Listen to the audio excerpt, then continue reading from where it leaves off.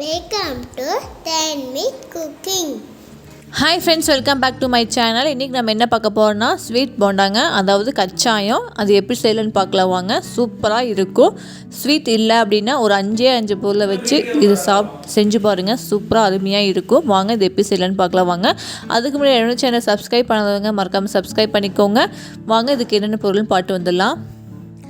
ஏலக்காய் 7, சர்க்கரை 1 கப், கோதுமை மாவு 2 கப், பழம் 3, துருவன தேங்காய் 1/2 கப்.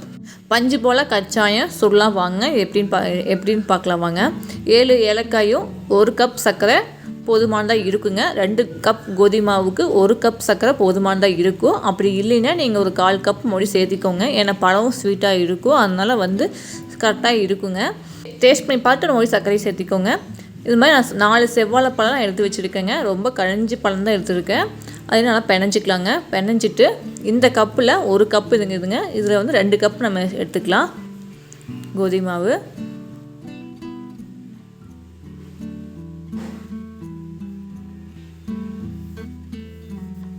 எடுத்துகிட்டு பழமும் நல்லா கோதுமை மாவும் நல்லா மிக்ஸ் பண்ணி நல்லா பெனஞ்சிக்கலாங்க. நல்லா பெனஞ்சிட்டு கொஞ்சமாக தண்ணி தெளிச்சுக்கோங்க. ஏன்னா மொழி நம்ம சர்க்கரை போடுறப்போ நம்ம மொழி மாவு லூஸ் ஆகும். அதனால் தண்ணி கொஞ்சமாக தெளித்து நம்ம பெனஞ்சிக்கலாம். பெனஞ்சிட்டு நம்ம சர்க்கரையும் ஏலக்காய் பவுடரும் நம்ம சேர்த்திக்கலாங்க. எல்லா சர்க்கரை பவுடரும் நம்ம சேர்த்திக்கலாம். சேர்த்திட்டு நல்லா பெனஞ்சிக்கோங்க. கட்டி இல்லாமல் நல்லா பெனஞ்சிக்கோங்க. இப்போ பாருங்கள் நல்லா பெனஞ்சாச்சு. இப்போ 1/2 கப்பு துருவன தேங்காய் நம்ம சேர்த்திக்கலாங்க. தேங்காயை நம்ம சேர்த்தனோம் அப்படின்னா சாஃப்டாக இருக்குங்க. அந்த தேங்காய் வாய்க்கு வரும்போது சூப்பராக இருக்கும். ஸ்வீட்னஸ் எடுத்து கொடுக்குறதுக்காக ஒரு பிஞ்ச் அளவு உப்பு நம்ம சேர்த்திக்கலாம். சேர்த்திட்டு எல்லாத்தையும் நல்லா கலந்து விட்டுக்கோங்க. நல்லா கலந்து விட்டு இப்போ இந்த அளவுக்கு நம்ம மாவு கெட்டியாக இருக்குது பார்த்திங்களா. இந்த அளவுக்கு மாவு அப்படியே உருண்டை பிடிச்சா உருண்டை ஆகணுங்க. அந்தளவுக்கு ரொம்ப தண்ணியாட்டு இருந்துச்சுன்னா எண்ணெய் ஓவராக குடிக்கும். அதனால் இந்தளவுக்கு நம்ம உருண்டை பிடிச்சி போட்டுக்கலாங்க. உருண்டை பிடிக்க வேண்டாம், ஓரளவுக்கு இந்த மாதிரி உருட்டிட்டு நம்ம போட்டுக்கலாங்க. இதே மாதிரி எல்லாமே சின்ன சிறுசாக போட்டு நம்ம எடுத்துக்கலாங்க. எண்ணெயில் போட்டு பொரிச்சு எடுத்துக்கலாம். பாருங்கள் எப்படி எடுக்கிறேன் அப்படின்னு. கை நனைச்சிக்கோங்க. அப்பப்போ கை நனைச்சிட்டு இது மாதிரி சின்ன சின்ன உருண்டையாக உருட்டி போட்டுக்கலாங்க.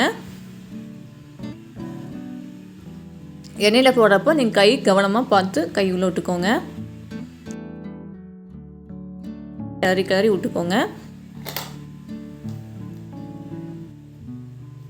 சூப்பராக இருக்குங்க. நல்லா பஞ்சு மாதிரி இருக்கும். எண்ணெயும் ஓவராக குடிக்காதுங்க. பாருங்கள் இந்த அளவு கலர் மாறிடுச்சு. மாறினதுக்கப்புறம் நம்ம எடுத்துக்கலாங்க.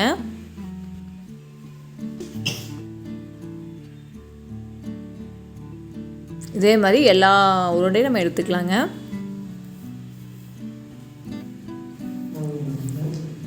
சூப்பராக ரெடி ஆயிடுச்சு. பாருங்கள் பார்க்குறக்கே அவ்வளோ கலர்ஃபுல்லாக இருக்குது. பார்த்தா குலோப்ஜான் மாதிரியே இருக்குதுங்க.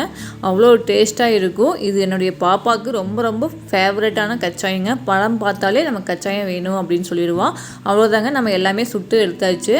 இப்போ பாருங்கள் கையில் எண்ணெயே இல்லை, அந்தளவுக்கு எண்ணெய் இல்லை. பார்த்துட்டிங்கன்னா இந்தளவுக்கு தான் லைட்டாக இருக்குது. இப்போ பாருங்கள் ஒன்று பிச்சு காட்டுறேன். உள்ள பஞ்சு மாதிரி இருக்குது பார்த்திங்கன்னா. அமுத்தும் போதே பஞ்சு மாதிரி இருக்குது. சூப்பராக நல்லா வெந்துடுச்சுங்க. அவ்வளோதான், சூப்பரான ஒரு ஈவினிங் ஸ்நாக்ஸ் ரெடிங்க. இது செஞ்சு வச்சாலும் ஒரு 2 நாளைக்கு கெட்டு போகாதுங்க. நல்லா இருக்கும். செஞ்சு பாருங்கள். செஞ்சு பார்த்து கமெண்ட்டை சொல்லுங்கள். அடுத்த வீடியோவில் வேறு ரெசிபியோட பார்க்கலாங்க.